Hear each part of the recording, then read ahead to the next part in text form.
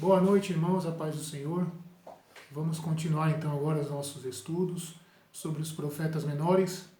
E hoje a gente vai ver os dois últimos profetas que ficaram faltando, Zacarias e Malaquias, que são os profetas pós-exílicos, que vieram com o povo pós-cativeiro babilônico. O profeta Zacarias, o nome Zacarias significa o Senhor se lembra, pelo hebraico é Yah-Zakhar, que significa o Senhor se lembra. Foi um profeta que profetizou no mesmo tempo do profeta Ageu, por volta do ano 520 a.C. E qual é o tema principal da profecia de Zacarias? Era justamente sobre a reconstrução do templo de Jerusalém. O povo já havia retornado já um tempo atrás e a reconstrução estava parada, inclusive por ordem do próprio Dario, Artaxerxes. A reconstrução do templo foi atrasada durante aproximadamente uns 20 anos.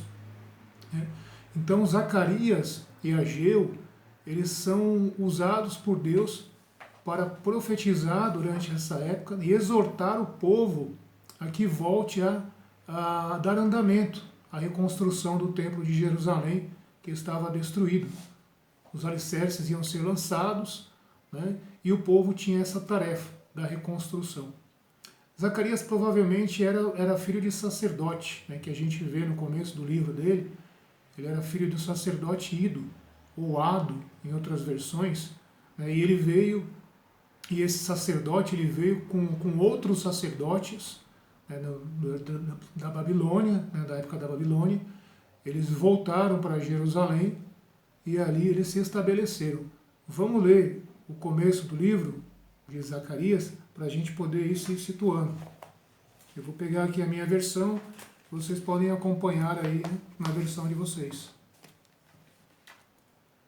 Na minha versão diz o seguinte: no 8º mês, no 2º ano de Dario, a palavra do Senhor foi dirigida ao profeta Zacarias, filho de Baraquias, filho de Ado. Esse trecho, filho de Baraquias, provavelmente foi uma explicação que foi colocada para mostrar que não era o Baraquias que Isaías se referia, porque lá no livro de Isaías também tinha um Zacarias que era filho de Baraquias. Então, provavelmente, quando esse livro foi escrito, para que não houvesse uma confusão, quem é esse Zacarias, se é o Zacarias que viveu lá no tempo de Isaías, ou se é o Zacarias pós-cativeiro, a gente tem essa parte que diz filho de Baraquias, mas depois filho de Ado, ou seja, não é filho de Baraquias, é filho de Ado, ou Ido, em outras versões. E aqui diz que ele profetizou no 2º ano de Dario. A palavra do Senhor foi dirigida a ele, no 2º ano de Dario. Isso é mais ou menos por volta de 520, outubro ou novembro de 520 a.C., 2 meses depois da primeira profecia de Ageu. Então o profeta Ageu, que a gente já estudou na semana retrasada, ele profetizou também durante esse tempo, e 2 meses depois Zacarias dá a mesma mensagem, o mesmo recado que o profeta Ageu. Só que Zacarias, ele teve diversas visões. O livro de Ageu, que era um livro bem curtinho, fala apenas da exortação e da repreensão que ele deu ao povo que estava apenas preocupado com as suas casas, preocupado apenas com as suas coisas, e o templo de Deus estava lá abandonado às traças. A única exortação que Ageu deu foi a respeito disso. É um livro bem curto. No caso de Zacarias, ele profetizou a mesma palavra, ele teve a mesma revelação, usou a mesma profecia, só que ele teve várias visões. Deus mostrou para Zacarias vários eventos que iriam acontecer no tempo da restauração, mostrou também acerca de coisas que iriam acontecer no futuro, acerca inclusive da vinda do Messias, da restauração de todas as coisas.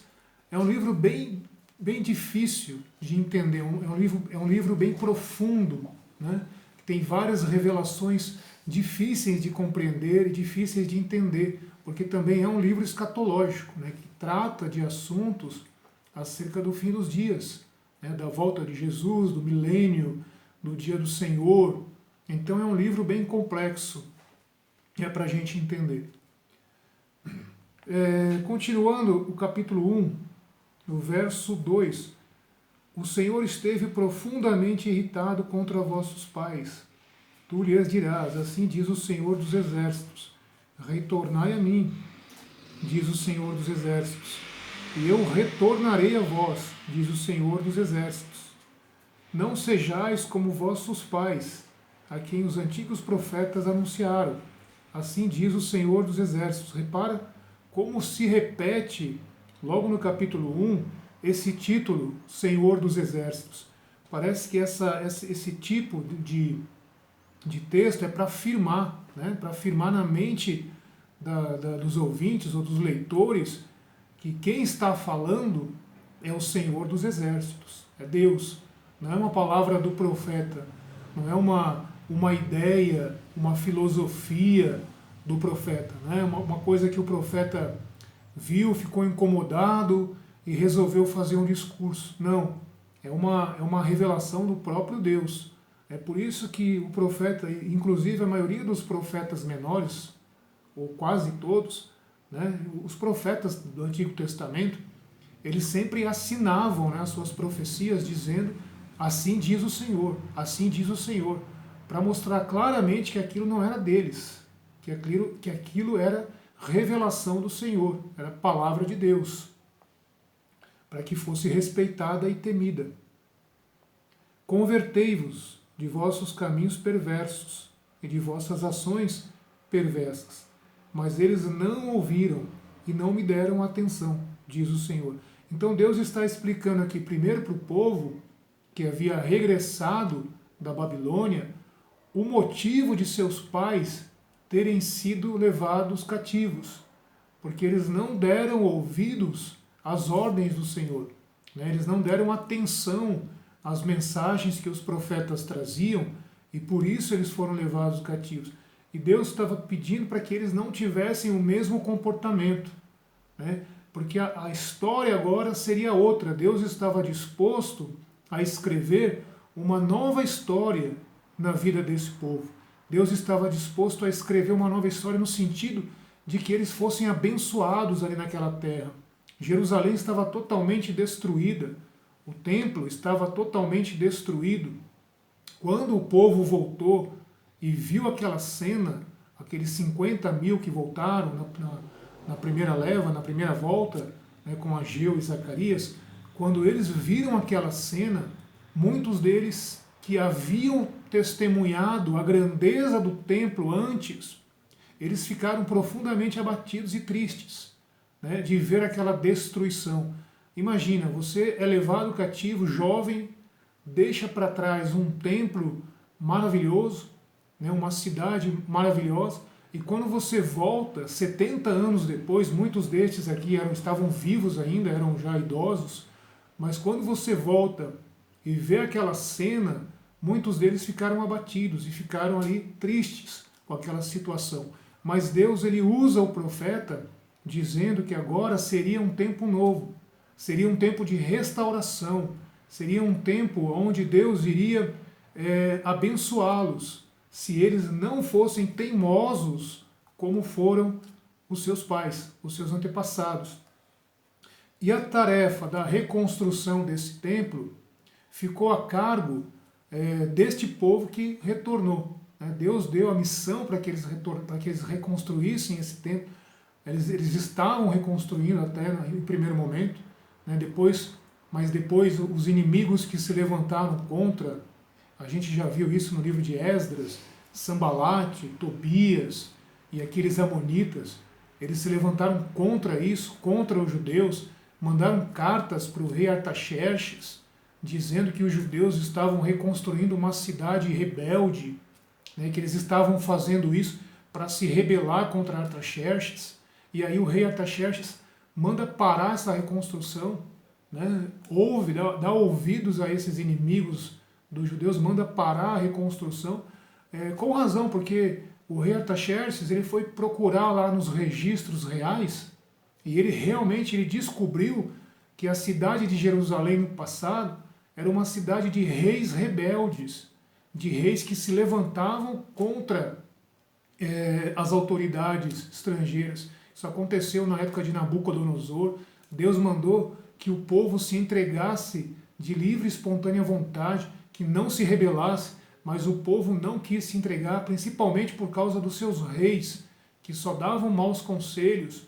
O rei Zedequias, o rei Jeoaquim, o rei Joaquim, esses reis, eles não ouviram o profeta Jeremias, que falava, não ofereçam resistência aos babilônios, se entreguem, porque isso é de Deus. Deus, ele já determinou que vocês serão levados cativos. Então se entreguem, não lutem contra isso, que vai ser pior. Se vocês lutarem contra isso, vocês vão estar lutando contra Deus, porque Deus já determinou isso. E aí eles não deram ouvidos a Jeremias, e a cidade e o templo foram destruídos. Né? E aí o rei Artaxerxes foi pesquisar nos históricos, ele encontrou esses documentos e ele mandou parar a reconstrução. Por isso que muitas vezes nós precisamos tomar cuidado com os nossos atos, com as nossas ações, porque isso pode ser usado contra nós no futuro. O que a gente faz hoje de mal ou de bom pode ser usado tanto ao nosso favor como contra nós no futuro. E foi o que aconteceu com esse povo, o que aconteceu com esses judeus. Eles tiveram um passado ruim, por causa do seu passado ruim, do seu mau comportamento passado, a obra de Deus foi interrompida. E muitas vezes isso acontece na nossa vida também. Muitas vezes Deus tem um chamado para a gente, Deus tem um chamado para a nossa vida, né? E inclusive está falando comigo agora isso, essa palavra. Muitas vezes a gente, por erros, por decisões erradas na nossa vida, a obra de Deus é adiada. Deus, de repente, tem um chamado para a nossa vida e por decisões mal pensadas, né, a gente acaba adiando o plano de Deus para a nossa vida. Mas o plano de Deus na vida desse povo aqui tinha que se cumprir, porque a palavra de Deus diz que o plano de Deus não é frustrado. Né? Ele foi adiado, mas o plano de Deus não é frustrado. Então o plano de Deus é que esse povo tivesse bênçãos ali, que fosse próspero. Deus não tinha intenção no seu coração de destruir aquela cidade, de destruir aquele templo. Por que isso aconteceu? Porque o povo foi rebelde, mas Deus teve misericórdia e os trouxe de volta depois de 70 anos. Isso mostra que o cativeiro foi o antídoto contra a idolatria que o povo tinha. Inclusive o povo não praticou mais idolatria. Baal, aqueles deuses que o povo cultuava, não foram mais cultuados nessa época aqui. Por quê? Porque o povo foi levado cativo e lá o povo sentiu na pele a mão de Deus e o castigo de Deus. Bom, como eu falei, o livro de Zacarias fala muito sobre visões. Zacarias teve 8 visões, né? Teve 8 visões difíceis de entender, difíceis de interpretar o significado dessas visões. Né? A gente vai pelo que a maioria dos historiadores, dos teólogos concordam, mas tem algumas visões que são de difícil significado para nós. Vamos tentar entender essas visões de acordo com a orientação de Deus e o Espírito Santo. A primeira visão que Zacarias teve foi a visão acerca dos cavalos. Né? Vamos dar uma olhadinha no começo sobre a primeira visão. No dia 24º do primeiro mês, o mês de Sabate, na minha versão está mês de Sabate, mas é o mês Shefat, que é o 11º mês, né, do calendário religioso hebraico. Né? O calendário hebraico ele é diferente do nosso calendário. Né? O nosso calendário é o calendário gregoriano. Né?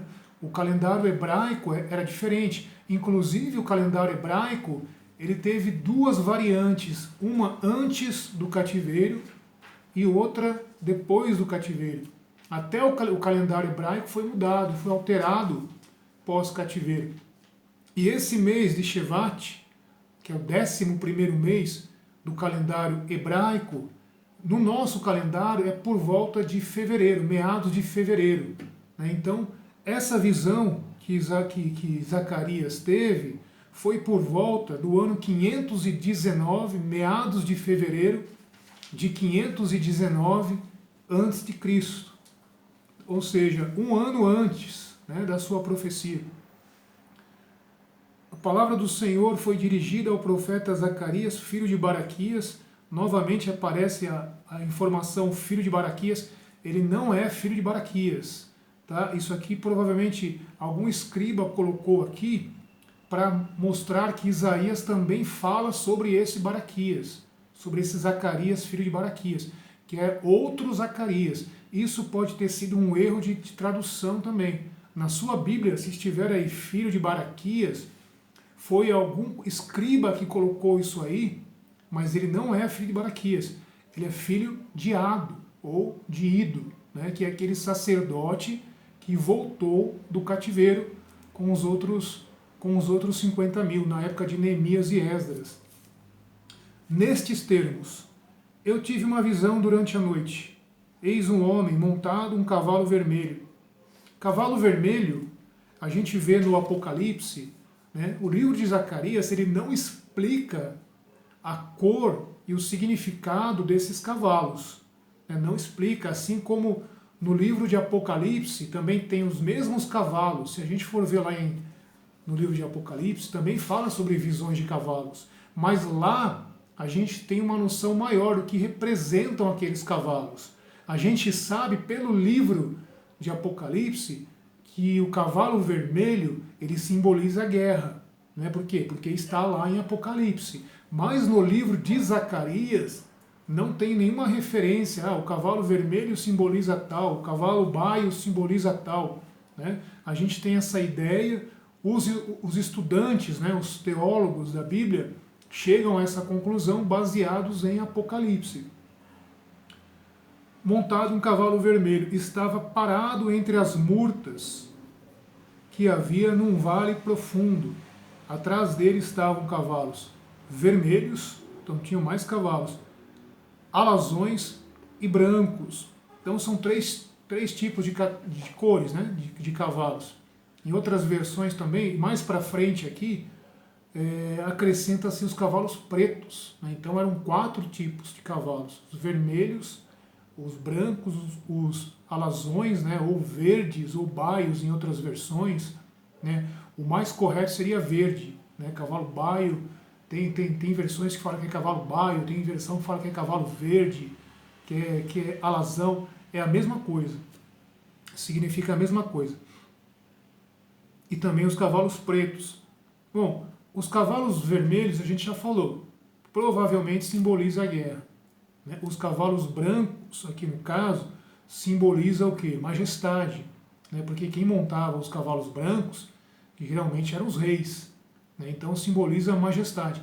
Mas no Apocalipse, quem monta o cavalo branco, né? E a maioria dos teólogos concordam nisso, é o anticristo. Né? Representa o anticristo no Apocalipse. Mas aqui neste livro, no livro de Zacarias, não representa o anticristo. Né? Não representa. Por isso que a gente não pode afirmar com certeza o significado desses cavalos e da cor desses cavalos. O cavalo verde, o cavalo baio, no livro de Apocalipse, representa a morte. Né? A morte e o Hades o seguia, está lá em Apocalipse. Os cavalos brancos, como já falei, pureza, também pode ser representando a pureza. Né? Os cavalos pretos, depois a gente vai ver que está lá na frente, não está aqui no meio desse trecho, depois a gente fala sobre os cavalos pretos. Estavam próximo de uma murta, né? O arbusto, em outras versões, e a gente sabe que o arbusto, a murta, pode representar Israel. Né, e perto de um grande vale. Então, aparentemente, esses cavalos, eles podem representar também os pontos cardeais os 4 pontos, né? Porque a Terra tem 4 pontos, né? Norte, sul, leste e oeste. Então esses cavalos, eles podem representar, né? Isso não é afirmando, pode representar os guardiões, né? Os anjos que controlam os 4 cantos da Terra, né? Que regem, né? Tem até inclusive outras passagens que falam acerca disto, que em cada ponto da Terra tem um anjo que ele controla o curso que o próprio Deus mandou, né, para que as coisas ficassem tranquilas, ficassem calmas. E o próprio livro de Zacarias fala isso. Aí continuando. Nestes termos, eu tive uma visão que havia num vale profundo, atrás deles estavam cavalos vermelhos, e eu disse, que são eles, meu Senhor? Disse-me o anjo que falava comigo, vou mostrar-te quem são eles. E o homem que estava entre as murtas, ou entre lá, como se fosse representando Israel, né? Os arbustos, estes são os que o Senhor enviou para percorrerem a terra. Então, faz sentido aquele que a gente falou, que podem ser aqueles anjos que tomam conta dos 4 cantos da terra. Né? Então, se são 4 cavalos, apesar de aqui estar falando acerca de 3 cores só, né? Mas se são 4 cavalos, cada um toma conta de um canto da terra, para que a terra fique em ordem. Disse-me o anjo, e o homem que estava entre as murtas são os que o Senhor enviou para percorrerem a terra. Então eles se dirigiram ao anjo do Senhor. Repare que na minha versão está anjo com a letra maiúscula. Provavelmente este anjo do Senhor, ele estava sentado no cavalo vermelho, né, que é o primeiro lá que apareceu. Esse anjo do Senhor pode representar Cristo, né, pode representar Jesus no Velho Testamento. Que Jesus ele apareceu diversas vezes no Velho Testamento, né, mas depois eu vou falar acerca disso. Que estava entre as murtas, ele disseram, acabamos de percorrer a terra, e eis que toda a terra repousa e está tranquila. Então falou o anjo do Senhor, Senhor dos exércitos, até quando demorarás ainda a ter piedade de Jerusalém e das cidades de Judá, contra as quais estás irado há 70 anos? Então é interessante duas coisas aqui. Primeiro, o anjo do Senhor, ele não ficou contente de saber que a terra estava tranquila. Ele não ficou contente. Esse é o primeiro detalhe. Por que ele não ficou contente? Como que pode a terra estar tranquila e o templo destruído? E a cidade de Jerusalém destruída? Então Deus não estava tranquilo. Apesar do povo estar ali sobre o governo de Dario, né, que Dario ele havia trazido prosperidade, tranquilidade, né, foi um rei que deixou tudo em ordem, tudo tranquilo.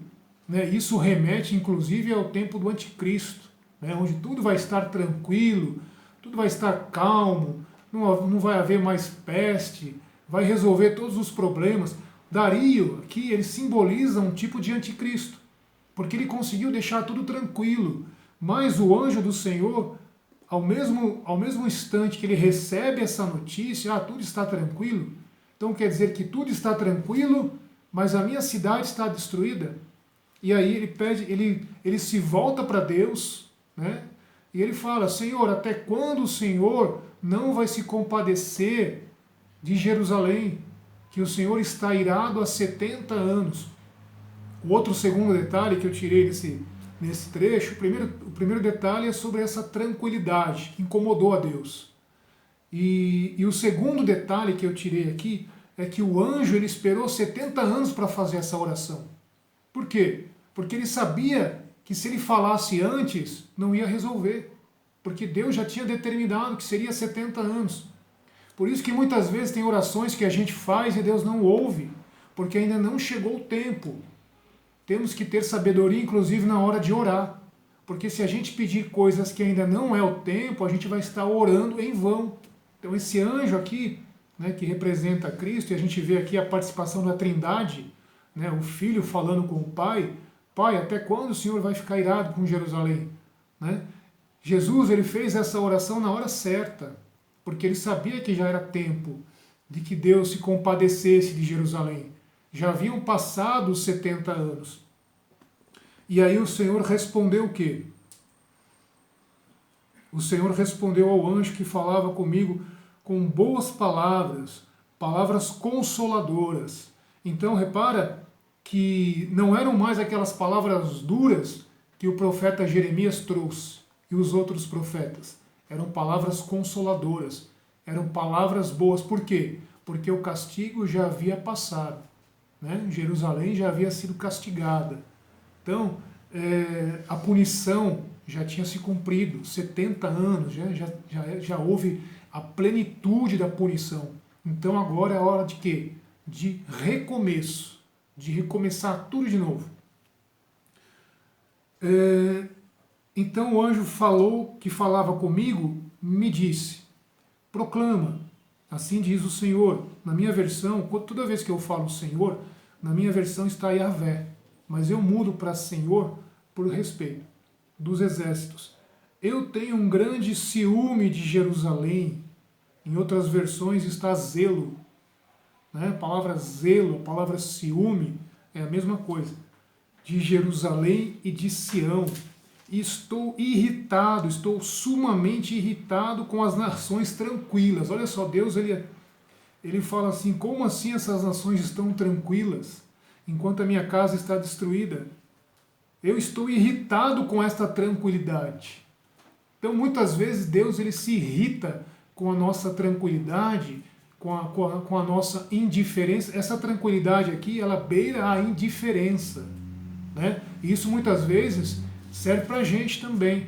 Que a gente está tranquilo na nossa casa, acarpetada, bonitinha, mas a casa de Deus está lá, abandonada, destruída, as coisas de Deus estão em segundo plano. A gente faz tudo para a nossa vida, a gente só pensa nos nossos afazeres, né? A gente só pensa no nosso trabalho, nos nossos estudos, na nossa vida. Não que isso é errado, mas não é só pensar nisso. É pensar primeiramente nas coisas de Deus. Porque o Senhor ele estava irritado com essa situação. Né? O povo estava próspero, as outras nações, né, estavam prósperas, enquanto o seu povo estava passando por dificuldades. Então isso é um alerta para nós também. Devemos buscar as nossas coisas, mas a prioridade são as coisas de Deus. A prioridade é o povo de Deus. A prioridade é o reino de Deus. Se nós deixarmos isso em segundo plano, Deus vai se irritar conosco. E foi o que aconteceu aqui. Por isso, assim diz o Senhor, eu me volto para Jerusalém com misericórdia. Por isso que, por essa tranquilidade dos outros povos, a minha casa será ali reconstruída, diz o Senhor dos Exércitos. Como aparece esse título, né? Senhor dos Exércitos, Senhor dos Exércitos. No capítulo 1, eu não contei quantas vezes aparece aqui, mas é para afirmar, né, que quem está falando é Deus. Quando Deus fala, acontece. O cordel será estendido sobre Jerusalém. O cordel é para medir, né, é um instrumento usado para medir. Né? Isso aconteceu também com Ezequiel, quando o anjo mandou Ezequiel medir o templo, medir a cidade de Jerusalém, antes do cativeiro.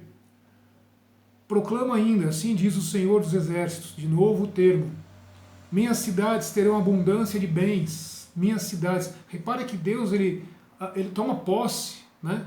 Ele toma posse, ele usa um termo aqui se referindo, são meus, o povo é meu, a cidade é minha, o templo é meu.